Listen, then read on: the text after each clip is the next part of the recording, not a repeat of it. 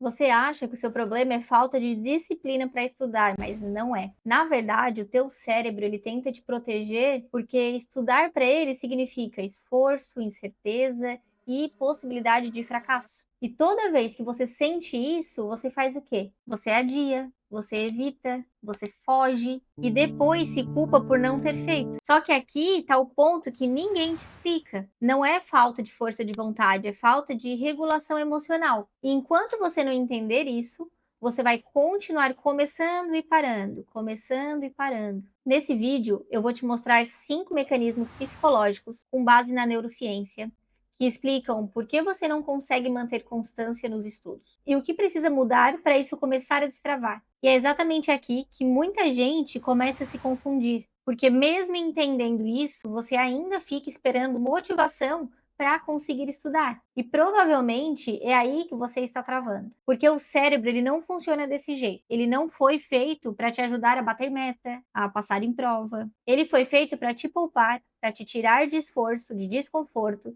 e de tudo que parece incerto. E estudar, principalmente para concurso, ativa exatamente isso. Então você até sabe o que precisa fazer, mas na hora de fazer, trava. E aí começa aquele ciclo que eu vejo muito acontecer. A pessoa tenta estudar, não consegue manter, se frustra e começa a achar que o problema é ela. Só que na maioria das vezes não é. Não é falta de capacidade e também não é falta de inteligência. É falta de entender o que está acontecendo aí dentro na hora que você senta para estudar. E isso aparece bastante na clínica.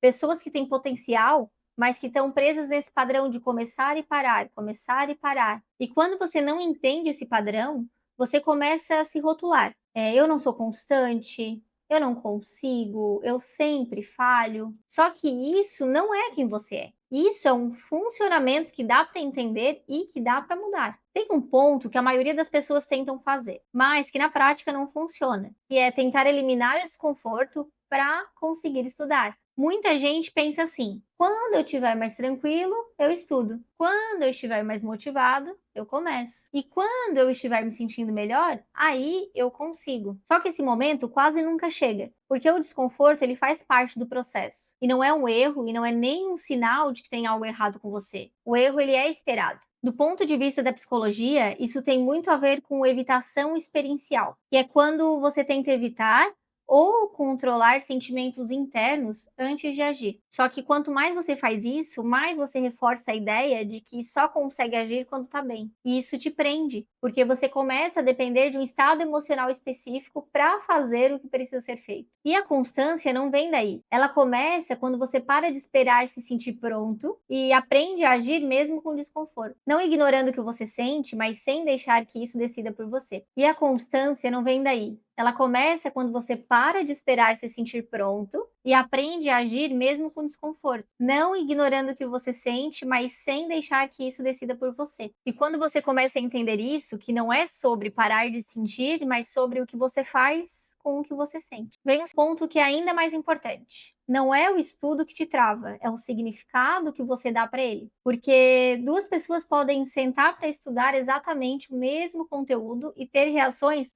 completamente diferentes. Uma olha e pensa: isso é difícil, eu não vou dar conta. Já a outra, ela olha e pensa: isso é difícil, então eu preciso aprender. O conteúdo é o mesmo, mas a resposta emocional muda completamente. O cérebro ele não reage ao que está acontecendo, ele reage à forma como você interpreta o que está acontecendo. Se para você estudar está associado a cobrança e atraso e a sensação de incapacidade, toda vez que você sentar para estudar, o seu cérebro ele já entra em alerta. Agora, se aos poucos você começa a mudar esse significado, não para algo perfeito, mas para algo possível, tipo, é difícil, mas eu consigo aprender aos poucos, eu ainda não sei, mas isso faz parte do processo, você muda a forma como o seu cérebro responde. E isso tem um impacto direto na sua constância. Porque quanto mais ameaçador o estudo parece, mais você evita. E quanto mais possível ele se torna, mais você consegue se aproximar. Então, muitas vezes, não é falta de disciplina, é a forma como você está enxergando o que precisa ser feito. E quando você começa a mudar esse significado, o estudo ele fica menos pesado. Mas, ainda assim, tem um ponto que pega muita gente na prática, que é o impulso. Porque não é que você não quer estudar.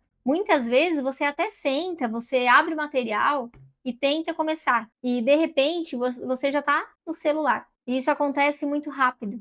Existe um intervalo muito pequeno entre o momento que você sente o desconforto e a decisão de fugir dele. E na maioria das vezes, essa decisão ela não é consciente. Do ponto de vista do cérebro, isso faz sentido, porque essa parte mais emocional, ligada à amígdala, ela busca um alívio imediato. Ela não está pensando na sua prova daqui meses. Ela está pensando em sair daquele desconforto agora. E aí você entra naquele padrão automático.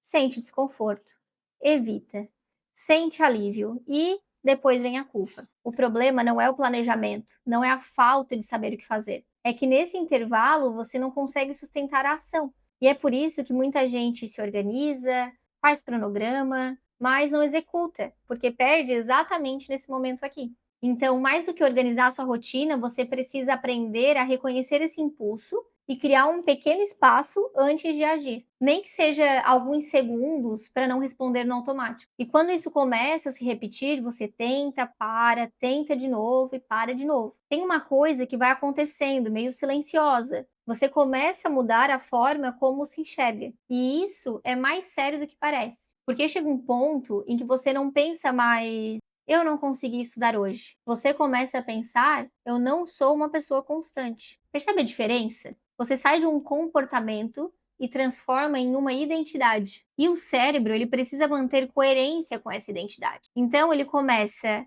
sem você perceber, a te levar para um comportamento que confirme isso. Se você se vê como alguém que não consegue manter rotina, qualquer dificuldade já vira motivo para parar. Qualquer erro vira prova de que não adianta tentar. E não é porque você decidiu isso conscientemente, é porque você repetiu esse padrão tantas vezes que começou a acreditar nele. Por isso que constância não começa no cronograma, não começa na técnica, começa na forma como você se define. E aqui não é sobre se enganar, nem ficar repetindo frase positiva vazia. É sobre começar a construir uma nova evidência, pequena, mais consistente. Porque toda vez que você faz o que precisa ser feito, mesmo sem vontade, você enfraquece a identidade antiga e começa a construir outra. E quando você entra nesse ciclo, emoção, interpretação, impulso, repetição, tem mais um ponto que começa a aparecer, a sensação de cansaço. Muita gente chega nesse momento e pensa: eu tô cansado, eu não tenho energia para estudar. Só que nem sempre é cansaço de verdade. Muitas vezes é desregulação. É um cérebro que está sobrecarregado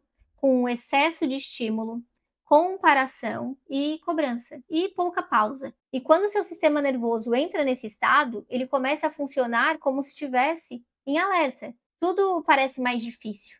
Qualquer tarefa exige mais esforço. E estudar vira pesado demais. É por isso que às vezes você até tem tempo, mas não consegue usar esse tempo. Porque não é uma questão de agenda, é uma questão de estado mental. Sem regulação, não existe constância, existe tentativa seguida de exaustão. Então, antes de cobrar mais disciplina, vale perguntar em que estado eu estou tentando estudar. E quando você junta tudo isso, a emoção que você tenta evitar, o significado que você dá para o estudo, o impulso de fugir, a forma como você começa a se enxergar e o estado mental que você está, começa a ficar mais claro por que manter constância é tão difícil. É que em vários momentos você está tentando estudar contra o seu próprio funcionamento. E aí você se cobra mais, tenta se forçar mais. Só que isso não resolve. Porque o problema não está só no que você faz, tá? Em como você está funcionando enquanto tenta fazer. E isso muda completamente a forma de olhar para sua rotina. Porque estudar em algum momento vai ser difícil mesmo. Vai dar dúvida, vai dar cansaço, vai dar a vontade de parar. Só que esse ponto não é o problema. Esse ponto é o processo. E é exatamente ali que você começa a construir constância. Não quando você está motivado, super disposto, mas quando você entende que está sentindo e mesmo assim decide continuar. Nem perfeito, nem no máximo, mas continua. Porque constância não é fazer muito, é não sair completamente do processo toda vez que fica difícil. Então, mais do que tentar se forçar a ser disciplinado, talvez o ponto seja começar a se observar melhor, entender o que acontece com você na hora que você senta para estudar, e não só se julgar quando não consegue. Quando você entende o padrão, Você para de brigar com você o tempo todo e começa aos poucos a ajustar o caminho. E é isso que sustenta a constância de verdade. Não é motivação, não é força de vontade o tempo inteiro, é consciência seguida de pequenas mudanças repetidas. Se esse vídeo te fez pensar em algum padrão seu, já vale a pena você salvar. Porque nos dias que você não tiver vontade de estudar, é exatamente disso que você vai precisar. E se quiser, me conta aqui, qual desses pontos mais aparece para você hoje? Porque a partir disso, já dá para começar a mudar muita coisa.